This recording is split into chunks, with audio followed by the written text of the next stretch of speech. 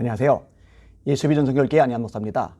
우리 대한민국에서 5.18 민주유공자에 대한 이야기는요, 이야기를 꺼내기가 굉장히 어려워요. 하도 벌떼처럼 달려들고 공격이 극심하기 때문에 그렇습니다. 근데 이 부분을 정리를 꼭 하지 않으면 안 됩니다. 그렇게 하지 않으면 이 대한민국의 역사가 앞으로 나가는데 커다란 장애물, 걸림돌이 되고 말 겁니다. 제가 몇 가지 문제 제기를 할 겁니다. 첫 번째로 5.18 민주유공자 명단을 밝혀야 됩니다. 아니, 민주유공자라면 자랑스러운 거잖아요. 자랑스러운 거라면 이름을 밝히지 못할 이유가 없잖아요. 근데 왜 이름을 밝히지 않는지 모르겠어요. 게다가 국민들의 세금이 흘러가는 거잖아요. 국민들의 세금이 흘러 들어가는 거니까 국민들이 그 명단을 알 권리가 있는 거예요. 잘못된 명단, 들어가서는 안 될 사람들이 들어간 것이 아니라면, 그리고 정말 민주화 운동한 것이 자랑스러운 것이라면 이름을 공개해야 됩니다. 두 번째로 5.18 민주유공자 명단을 밝힌 다음에 엉뚱한 사람이 들어가 있다, 자격이 안 되는 사람이 들어가 있다, 그러면은요, 그런 사람을 빼야죠. 시정조치를 해야죠. 그리고 그런 사람이 받아 먹었던 돈은요, 전부 다 환수 조치를 해야 됩니다. 세금을 제대로 안 냈다고 적발해서 추징금을 때리잖아요. 그죠?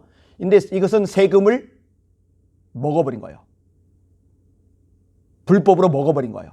그러니까 당연히 환수 조치하고 거기에 이자까지 매겨서 받아내야죠. 세 번째로 5.18 민주유공자 명단과 함께 그들에게 어떻게 어느 정도가 지원이 되고 있는지 이것도 밝혀야 됩니다. 우리 대한민국에는요, 다양한 국가 유공자들이 있어요. 6.25 참전 관련자들 있잖아요. 그죠? 그다음에 군대에 갔다가 거기서 사고를 당해서 어려움을 겪은 사람들, 이런 사람들도 들어가죠. 이런저런 모양으로 국가 유공자가 되었는데, 유공자인 분과 이야기를 나누다 보니까 혜택이 생각보다 그렇게 크지는 않더라고요. 그런데 여러 소식을 통해 접하는 이야기가 5.18 민주유공자의 경우 혜택이 굉장히 크다고 그래요. 비교가 되지 않을 만큼 많다고 그래요.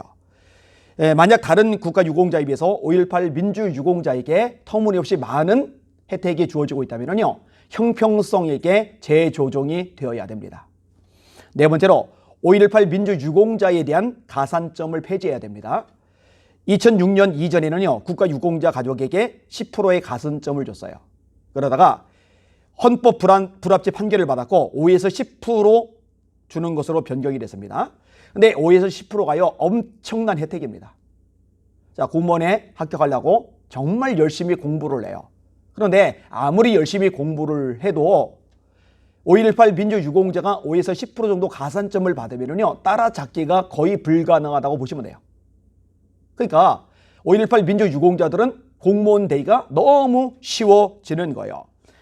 편드는 사람들은요, 10%의 가산점을 받는 경우에도 과다 합격의 문제로 합격률이 30% 이내로 제한된다, 이렇게 말을 해요. 웃기는 얘기입니다.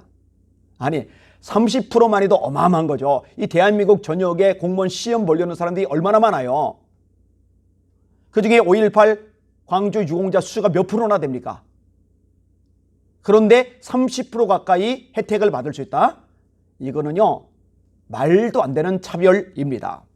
다섯 번째로 5.18 특별법, 이거는 반드시 폐지되어야 됩니다. 이 법은요, 허위 사실을 유포해서 5.18 민주화운동을 부인하거나 비방하거나 왜곡하거나 날조할 경우에 5년 이하의 징역 또는 5천만 원 이하의 벌금을 매긴다는 거예요. 아니, 허위 사실 유포라는 게 이게 참 말이 안 되는 게요, 역사를 바라볼 때 보는 관점이 저마다 다 달라요. 그런데 좌파들이 보는 역사 관점하고 다르다고, 다른 관점으로 본다고 자기 의사를 표현했는데 그것을 허위사실 유포라고 해서 5년 이하의 징역을 때린다, 5천만 원 이하의 벌금을 매긴다. 도대체 이 자유민주주의 대한민국이 왜 이렇게 전체주의 국가로 흘러가 버렸는지 모르겠어요. 이런 법안이 통과될 때 지금의 야당은 대체 뭘 했는지 모르겠어요. 안타깝고 가슴 아픈 일입니다. 국민적인 공감대가 형성되어 있었던 것도 아니고 격렬한 토론을 벌였던 것도 아니고 그냥 슬그머니 통과시키고 넘어가 버렸어요. 헌법에 보장된 표현의 자유가 아주 정면으로 억압을 받는 거죠. 여섯 번째로 하고 싶은 말이 있는데, 이런 와중에 또 어처구니 없는 5.18 관련 법안이 발의가 되었어요. 어제 1월 14일이 입법 예고 마지막 날입니다. 제한 이유가 이렇게 써 있어요. 현행법은 5.18 민주유공자 유가족의 범위를 배우자, 자녀, 부모, 성년인 직계 비속이 없는 조부모, 60세 미만의 직계 존속과 성년인 형제자매가 없는 미성년 제매로 결정하고 이들을 5.18 민주유공자 단체 회원이 될 수 있도록 규정하고 있음. 그러나 5.18 민주유공자 유가족의 범위에 5.18 민주운동 사망자 또는 행동불명자로서 직계 존비속이 없는 경우에는 형제 자매가 포함될 수 있도록 하고 5.18 민주유공자 유족회의의 회원이 될 수 있도록 해야 한다는 의견이 있음. 그러니까 더 추가하겠다는 거죠. 5.18 유공자 멤버를요. 더 늘려가겠다는 거죠. 맞아 읽을게요. 한편 현재 국가유공자, 독립유공자, 보훈보상 대상자와 그 유족 중 생활이 어려운 대상자에 대하여는 생활조정수당을 지급하고 있으나 5.18 민주유공자와 유족에 대하여는 관련 지원이 없어 생활이 어려운 유공자에 대한 지원이 필요하다는 지적이 있음. 웃음이 나오죠. 이에 5.18 민주유공자 유가족 범위 및 5.18 민주유공자 단체 회원 범위를 조정하고 늘린다는 거예요. 5.18 민주유공자와 유족에 대한 생활조정수당 지급 근거를 마련하여 주는 돈을 늘린다는 거예요. 5.18 민주유공자에 대한 예우를 충실히 이행하려는 것이, 지금 예우도 차고 넘치죠. 과다하잖아요. 형평성이 문제가 있잖아요. 그런데 인원도 늘리고 액수도 늘리고 이러겠다는 거예요.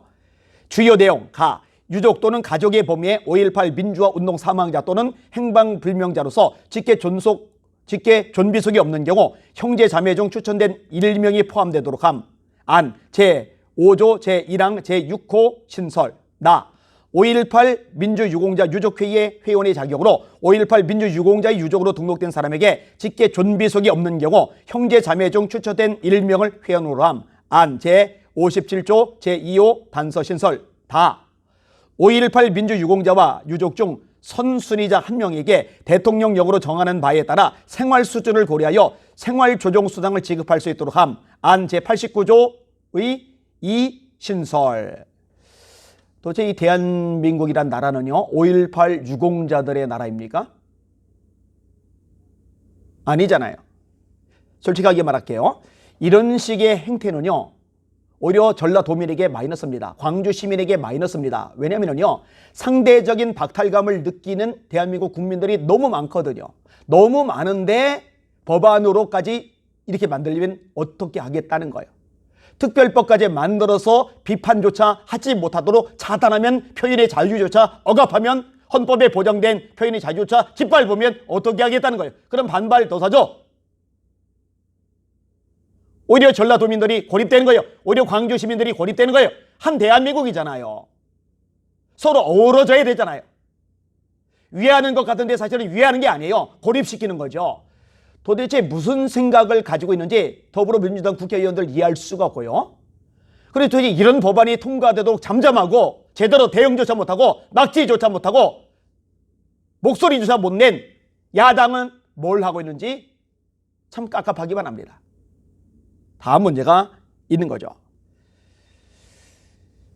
상식도 실력도 헌법에 대한 이해도 국민 전소도 이해 못하는 국회의원들이 국가 지도자들이라고 앉아있는 꼴이에요.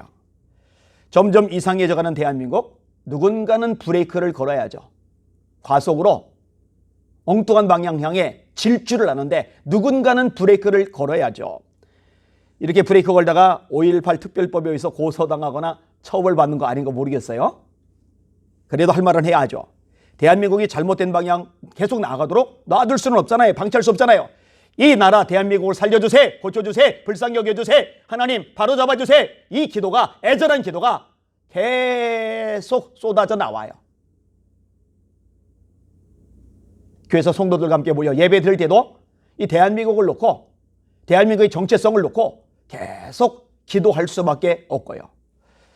사랑하는 시청자 여러분, 우리 대한민국 초대 국회를 기도로 시작을 했어요. 그리고 하나님의 은총과 긍휼하심 때문에 주변에 열강들이 있었음에도 불구하고 자원이 없었음에도 불구하고 나라가 남북으로 쪼개졌고 북한이 13탑 노림에도 불구하고 세계 12위의 경제 대국이 되었단 말이에요. 선교 강국이 되었단 말이에요.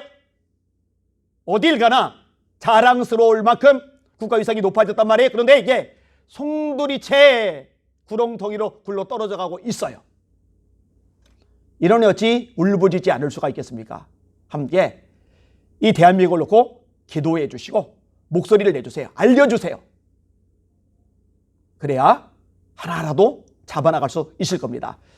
엉뚱한 방향으로 절제하는 대한민국의 브레이크를 걸은 저와 여러분들이 되었으면 좋겠습니다. 주님께서 도우시기를 기도하면서 함께 전진합시다. 할렐루야.